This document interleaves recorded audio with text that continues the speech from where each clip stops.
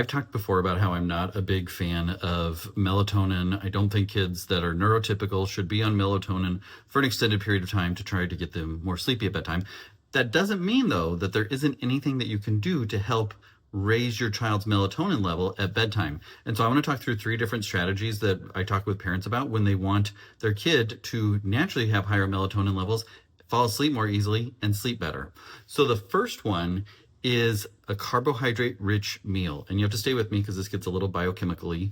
But carbohydrate-rich meal, we know that that will increase your insulin. Like when you eat carbs, your insulin level rises. At bedtime, that's actually helpful because when insulin rises, it drives amino acids into your muscles except for tryptophan. Tryptophan usually competes with other amino acids to get into the brain, but when all the other amino acids are stuck in the muscles, more tryptophan can get into the brain. Tryptophan is the precursor for melatonin, and so there's more opportunities for melatonin synthesis when all those other muscles or all those other amino acids have been driven into the muscles and tryptophan can get into the brain. So a carbohydrate-rich meal at bedtime, or not, so a carbohydrate-rich meal at dinner can actually help to promote sleepiness. And on the flip side, if your child has a really carbohydrate-rich breakfast, they're probably going to be sleepy a few hours later in the middle of class, which is why you should try to get them extra protein at breakfast. The second strategy is a bath near bedtime. Now, I'm the primary bath giver at our house, and so this one strikes me as a little bit judgmental about how often we should be giving our kids baths. Luckily, our kids are pretty good sleepers, and so this doesn't hit me as hard. But if your child is having a difficult time falling asleep at night, a nighttime bath can actually help. Parents often think like just part of the bedtime routine, a bath helps, or they're warm and cuddly and those sorts of things. It's actually, they take a warm bath, they get out, and they're cold. That stimulates melatonin release. If you think about it, our evolutionary ancestors for millions of years slept outside or nearly outside. And so their brain was signaled to, hey, it's getting colder out.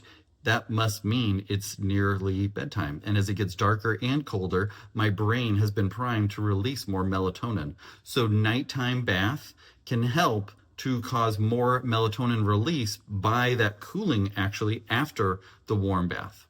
And then the third way to help promote melatonin release is a stable bedtime routine. Now, I talk about screens. You know that screens are going to make it more difficult for your child to fall asleep at night. We already know that one, and we should avoid lights. But when we talk about a stable bedtime routine, something they can expect, it's pajamas, it's brushing our teeth, it's book, prayer, song, bedtime.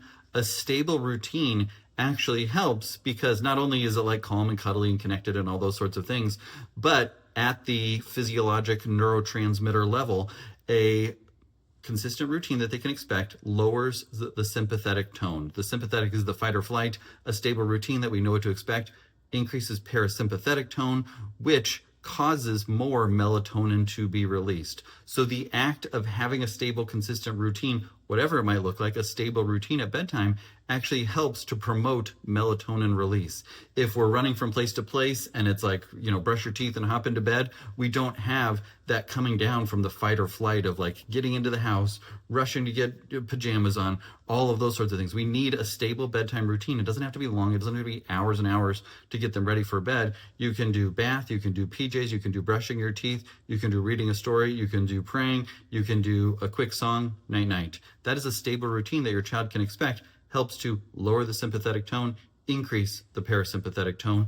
Those are ways to naturally increase your child's melatonin synthesis and release without getting the gummies and all the sorts of things. The thing that I really don't like about melatonin gummies and all those, one is it's a hormone, and like giving your child a hormone on a regular basis just to get them sleepy is probably not in the best approach. And two is that there's no regulation around these melatonin things that you can buy on Amazon or TikTok or over the counter at the pharmacy. There's no regulation. So it might say that it has this many milligrams of melatonin on the bottle, but there's no regulation. And there's been lots of studies that show that it's almost never the actual dose that's on the bottle. It could be a tenth of that. It could be 10 times that. And there's no regulation around that. And so it makes it scary to be like giving these huge doses or giving them a dose that has nothing in it. And there's actually been some studies that have shown that they have a lot of other compounds and things in them, even like CBD in some that were marketed as melatonin. Of course, they're going to get sleepy then, but we shouldn't obviously be giving our kids those things. So those are kind of my gripes around melatonin.